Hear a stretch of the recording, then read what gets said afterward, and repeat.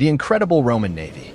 When Rome dominated the sea, although the legions often feature prominently when discussing Rome's military power, it is important to point out that the Roman navy played a vital role in building and maintaining the vast Roman Empire. Lesser known than the legions, the Roman navy played an essential role in establishing and expanding the power and influence of ancient Rome. Like the famous Georgian navy, which ensured British dominance in the world seas at the end of the 18th century, the Roman navy was fundamental in preserving Rome's control over the Mediterranean and other sea routes. With fleets that sailed the oceans and rivers, made up of large and small warships, the waters were patrolled, hostile threats were eliminated, and trade and passenger routes were kept safe. At the height of its power, the Roman navy had tens of thousands of sailors, constituting, in numerical terms, the largest navy ever in existence. However, it is worth noting that in the beginning, the Romans were not a maritime superpower. It was necessary to fight a bloody and brutal war against a superior enemy for the Roman navy to be born. This origin journey becomes a fascinating tale of overcoming and development. In this context, the Roman navy faced formidable challenges, improved its naval tactics, and experimented with more advanced ships, becoming a respectable naval force. Over the centuries, it extended and expanded the reach of the Roman Empire, allowing trade and communication with distant territories, as well as ensuring the protection of maritime borders and the conquest of new territories. In short, the story of the Roman navy is an essential and exciting chapter in the legacy of the Roman Empire, highlighting how the combination of land and naval military power helped shape the history of antiquity and influenced the course of Western civilization. The dawn of the Roman Navy. The history of the Roman Navy began in the 3rd century BC, during one of the bloodiest and most costly conflicts that occurred in the Mediterranean Sea. At that time, Carthage was a dominant naval power in the western Mediterranean, extending its power along the North African coast and establishing colonies in Spain, Sardinia, and Sicily. However, this dominance was threatened by a rising power in Italy, the Roman Republic, culminating in what became known as the First Punic War. At the start of the war, Rome possessed a significantly inferior naval force and lacked experience in sea combat. However, luck was about to change. According to the historian Polybius, who left us a detailed account of the events, a misfortune for the Carthaginians turned into an opportunity for the Roman Republic. In 260 BC, after capturing an enemy ship that had sunk, the Romans used it as a model to embark on a planned shipbuilding program. Surprisingly, in just 60 days, Rome managed to raise its first significant fleet, consisting of 100 large quinquiremes and 20 smaller triremes. Despite this remarkable feat, Carthage's numerical and maritime superiority, with over 300 ships, still posed a significant challenge. In the Battle of the Lipari Islands, the Roman navy caused its baptism of fire and suffered its first defeat. However, this setback did not discourage the Romans, and they continued to improve their naval skills throughout the conflict. The First Punic War was a long and brutal war, characterized by intense naval and land battles. Eventually, the Romans managed to win important naval victories and, throughout the conflict, they learned from the Carthaginians' naval tactics and strategies, improving their own maritime skills. The history of the Roman navy is marked by a remarkable development from its humble beginnings to becoming a formidable naval force that eventually confidently expanded the Roman Empire in several directions. His maritime conquests were fundamental to the growth of Roman influence in the Mediterranean and, eventually, to the assertion of Rome as one of the greatest powers of antiquity. Turning the tide. The Romans had considerable resources to rebuild their fleet, but they faced a shortage of experienced sailors and captains. Contrary to what many believed, galley crews were not made up of slaves, but rather expensive and highly tolerant free men. However, Rome had to accompany army recruits, teaching them rudimentary rowing and simulated ship maneuvers on land.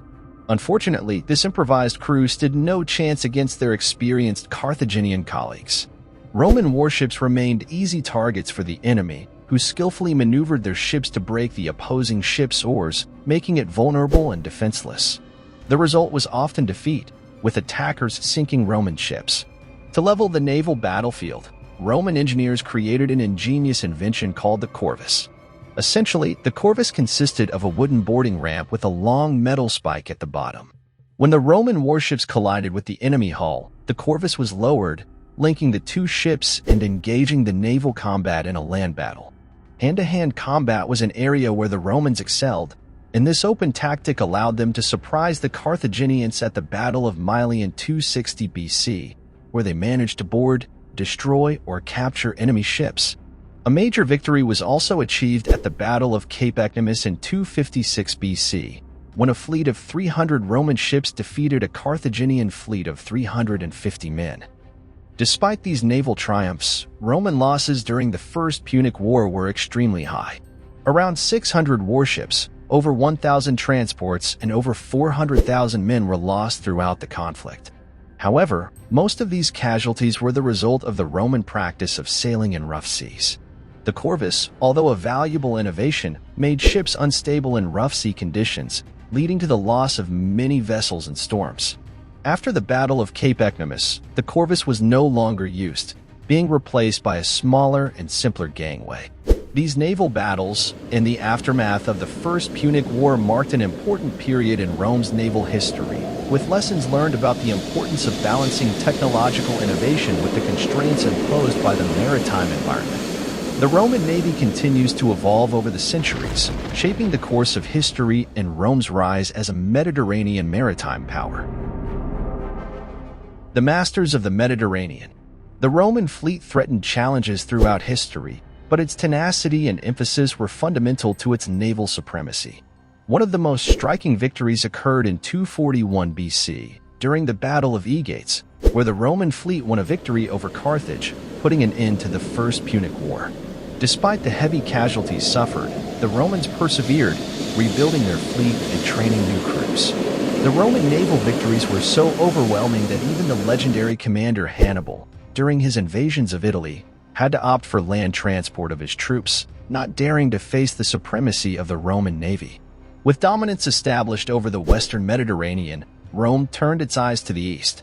In 192 BC, during the conflict with the Seleucid Empire, the Romans were faced with the challenge of transporting an army led by Lucius Scipio, brother of the commander General Scipio Africanus, across the sea. As the Seleucids still maintained a considerable fleet, this risky operation was supported by the Roman navy, and in 190 BC, Roman naval forces triumphed at the Battle of Myonnesus, followed by victory at Magnesia, which resulted in the collapse of the Seleucid Empire. With this series of victories, the Romans guaranteed their absolute dominance over the Mediterranean. Only two actors still possessed inspired naval capabilities: Rhodes, a loyal ally of Rome, and decadent Ptolemaic Egypt.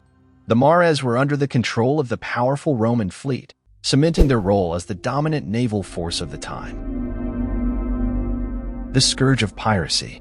Despite its naval victories in previous decades and the important role it played in solidifying and expanding the Roman Republic, the Roman Navy often took a backseat when it revealed to the empire's powerful land forces. This scenario culminated in one of the most comprehensive naval disarmament processes in history. Unfortunately, this reduction in naval strength had serious consequences for the security of resilient trade routes and port cities, opening space for a new emerging threat. Around 102 BC, more than 1,000 pirate ships terrorized the Mediterranean sea routes, sacking more than 400 coastal cities and subjecting their populations to the terrible fate of being sold into slavery in Roman markets. Even the capital, Rome, did not escape this threat, as pirates threatened vital grain supplies and, in 67 BC, even invaded the port of Ostia. Faced with this alarming scenario, the Senate made a crucial and invidious Pompey the Great decision to combat these ruthless bandits. Under Pompey's command, the Republic mobilized vast resources to assemble a powerful fleet that systematically attacked pirates' coastal strongholds. In a tireless effort, the famous commander eliminated the pirate threat in just 1 year, freeing the Mediterranean Sea from the scourge that was plaguing it. Although it was a relentless campaign, thousands of pirates lost their lives during a naval blitzkrieg, while thousands more were crucified or taken into slavery. However, the secret behind Pompey's success in pacifying the inland sea was not just the violence he employed. In fact, a surprisingly conciliatory approach was accepted. Many pirates were pardoned, resettled in inland areas and given land for cultivation. This action, in turn, boosted the Roman economy. Furthermore, a few pirates were allowed to operate, but now in the service of the Republic, which ensured a constant flow of slave labor to Rome. In short, Pompey's campaign against the pirates was a resounding success, returning peace and supervision to the Mediterranean sea lanes. His balanced use of military force and conciliatory policies demonstrated strategic wisdom, thus ensuring the security of the empire and the constant supply of the capital with slaves to meet the demands of the Roman Republic. The Imperial Roman Navy. After decades of eradicating piracy in the Mediterranean, the Roman Republic found itself embroiled in numerous civil wars, leading to the death of Pompey the Great. Now, instead of fighting external threats, the Roman Navy finds itself in conflicts against its own countrymen. In 36 BC, Agrippa, the admiral commanding Octavian's naval force, routed and defeated the last pirate fleet, commanded by Sextus Pompey, son of Pompey the Great.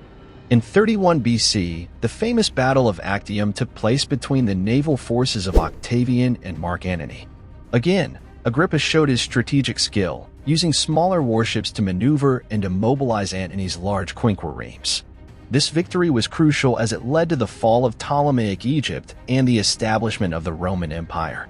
From then on, the Mediterranean Sea practically became a Roman lake, with the Roman navy exercising its dominance over the waters. Aware of the importance of warships in policing the inland sea and protecting trade routes, Emperor Augustus, formerly known as Octavian, established the Roman Imperial Navy with two major fleet commands, the classes Praetoria Missinensis, located at Misenum, in the Gulf of Naples, and the classes Praetoria Ravennatus, located in Ravenna, in the north of the Adriatic. Both fleets were tasked with protecting Italy and ensuring the security of crucial trade routes for the supply of essential goods such as grain.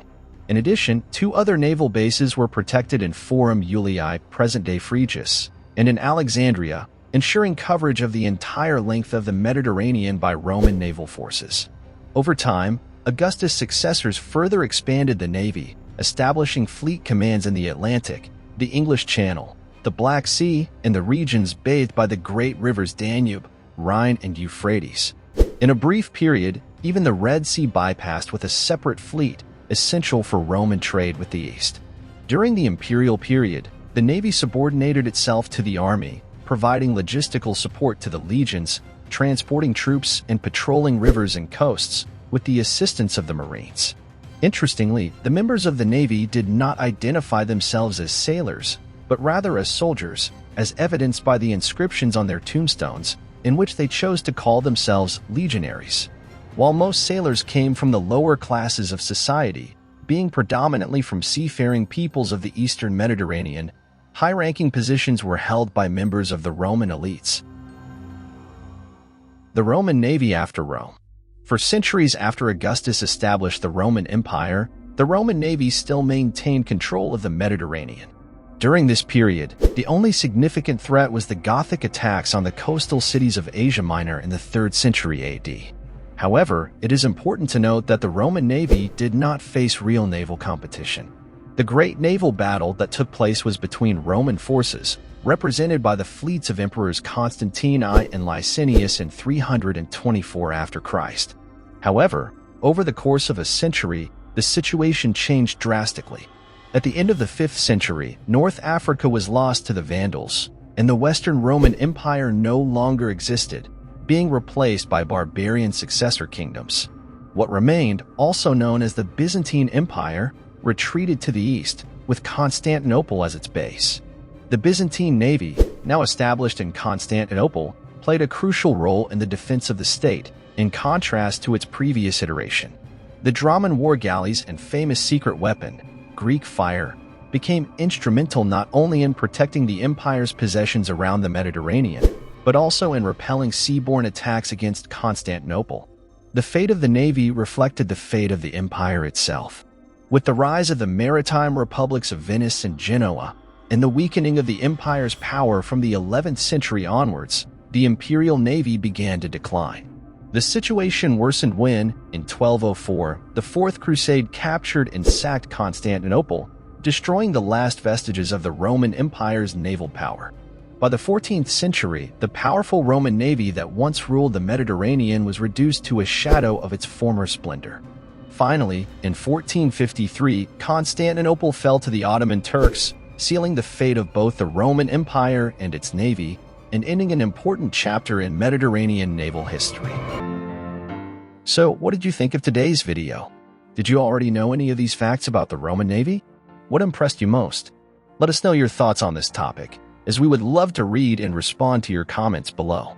And if you liked this video and haven't subscribed to our channel yet, subscribe and click the bell so you don't miss any of the intriguing videos we post every week. And if you want to take advantage and learn a little more, be sure to click on one of these videos that we are suggesting for you. Remember, to know the past is to understand the present and prepare for the future. Until the next video.